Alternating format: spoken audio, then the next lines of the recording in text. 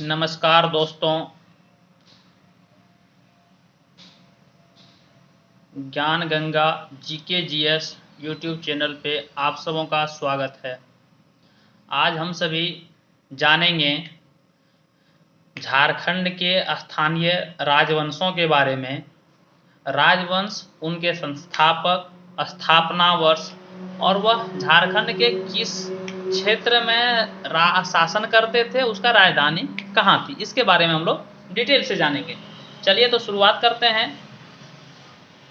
झारखंड के स्थानीय राजवंशों का उदय कहाँ कहाँ हुआ और कौन कौन से राजवंश ने शासन किए, देखते हैं। सबसे पहला नागवंश है। सबसे पहला देख सकते हैं आप लोग, नागवंश है। राजवंश में सबसे पहला नागवंश, जो उसका संस्थापक फनी मुकुट राय हैं। ये इसकी स्थापना 64 ईस्वी आने की प्रथम शताब्दी 64 ईस्वी आने की प्रथम शताब्दी में हुआ था।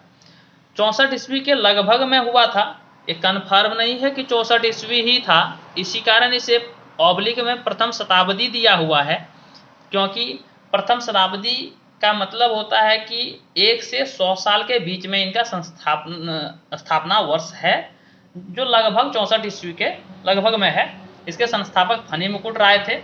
इसकी राजधानी, मतलब ये किस क्षेत्र में, राजधानी से ज्ञात होता है कि ये किस क्षेत्र में शासन करते थे। ये देखिए, सुतियांबे, चुटिया, खुखरा, पालकोट, दोईसा और रातूगढ़, ये इतने राजधानी हुए। तो इस नागवंश में अलग अलग राजा हुए। तो राजा जो है सो नए नए राजा आते गए तो अपना राजधानियाँ चेंज करते गए, यहाँ से हटाकर हस्तांतरित करते गए। ठीक है, तो सबसे पहले सुतियांबे था, उसके बाद चुटिया हुआ, फिर खोखरा हुआ, फिर पालकोट हुआ, फिर दोईसा हुआ, फिर रातूगढ़ हुआ। चलिए आगे बढ़ते हैं। सिंह वंश शाखा प्रथम। ठीक है, सिंह वंश एक ही जगह पर शासन किया, लेकिन प्रथम शाखा का स्थापना हुआ। फिर जब दूसरा दर्पण सिंह ने स्थापना किया था तो उसने रख दिया था अपना सिंह वंश का नाम कि सिंह वंश शाखा 2 हम बोलेंगे। चलिए ठीक है, तो सिंह वंश शाखा प्रथम का संस्थापक काशीनाथ सिंह थे, जो 693 ईस्वी आने की लगभग 700 ईस्वी में, लगभग 700 ईस्वी याद रखिएगा, 693 ईस्वी यानी कि 8वीं सदी में या फिर 8वीं सदी तक। देखिए, इसमें कन्फ्यूजन नहीं होइएगा, ये स्पष्ट है कि 693 ईस्वी में इसकी स्थापना हुआ था और 8वीं सदी तक इसका कार्यकाल चला था। ठीक है, तो 8वीं सदी में इनका स्थापना दिवस माना जाता है। कहीं कहीं 808वीं सदी दिया हुआ है और कहीं कहीं 693 ईस्वी दिया है। इसमें कन्फ्यूजन नहीं होइएगा, दोनों है। ठीक है, आगे बढ़ते हैं। इसका राजधानी जो है पोड़हाट सिंहभूम है। सिंहभूम तो जानते हैं, जमशेदपुर और ये क्षेत्र को बोला जाता है चाईबासा वाले क्षेत्र, वहीं पर पोड़हाट एक जगह है जहाँ पहले इनकी राजधानी थी और वहीं से इनका शासन सिंहभूम के क्षेत्र में होता था। और इसके बारे में बता दें कि सुतियांबे सब जो है ये रांची वाला क्षेत्र है और रांची के अगल बगल के क्षेत्र में ये नागवंश शासन करते थे। चलिए आगे बढ़ते हैं।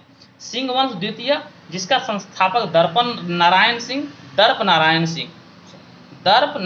सिंह, इसकी स्थापना वर्ष 1205 ईस्वी में, इसकी स्थापना वर्ष 1205 ईस्वी में हुआ, जो का राजधानी वही पोड़हाट सिंहभूम रहा। चलिए ठीक है, आगे बढ़ते हैं।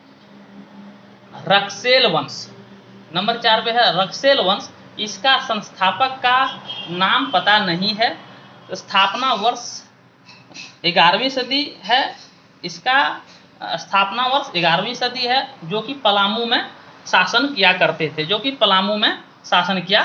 थे।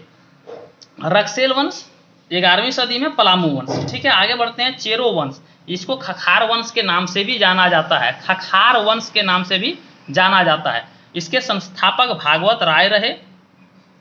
इसकी स्थापना वर्ष 1613 ईस्वी यानी कि 16वीं सदी माना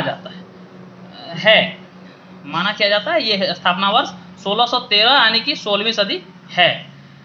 इसका भी राजधानी पलामू था या पलामू के क्षेत्र में ही शासन किया करते थे, इसलिए इनका भी राजधानी पलामू हुई। चलिए आगे बढ़ते हैं। ये मानवंश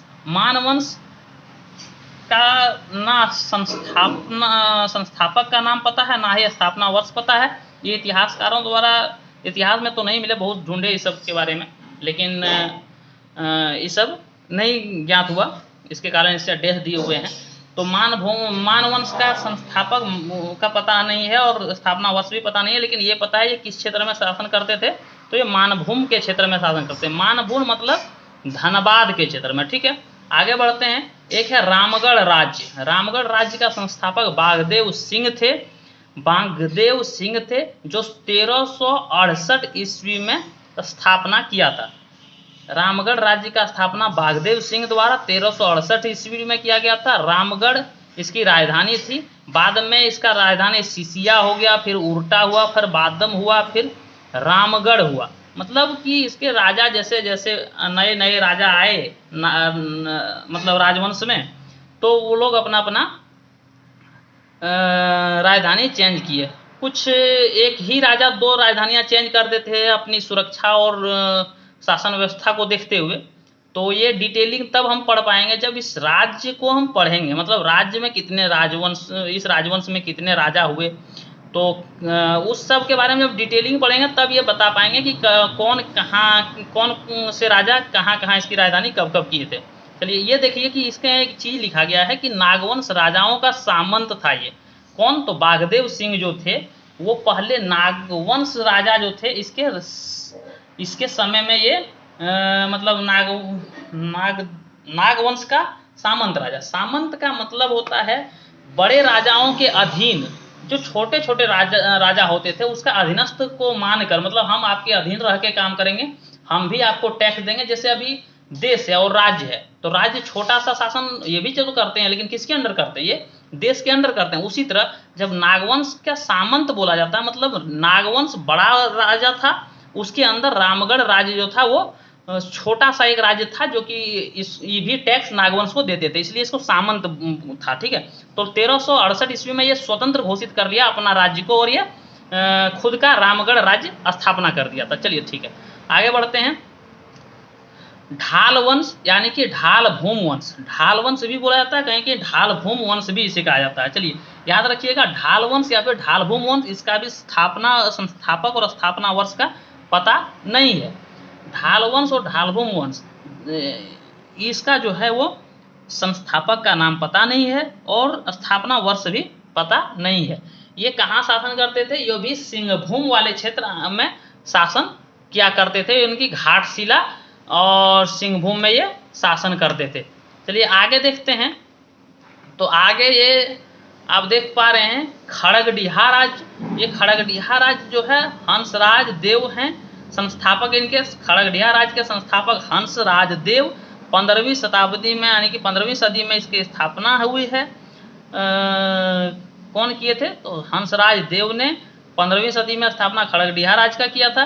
तो खड़गडिहा का राजधानी खड़गडिहा ही है। ये देखिए पंचेत राज, पंचेत राज की संस्थापक, पंचेत राज का संस्थापक और स्थापना वर्ष की पता नहीं है। ये इनकी राजधानी मानभूम यानी कि ये भी धनबाद के क्षेत्र में ही अपना शासन किया करते थे।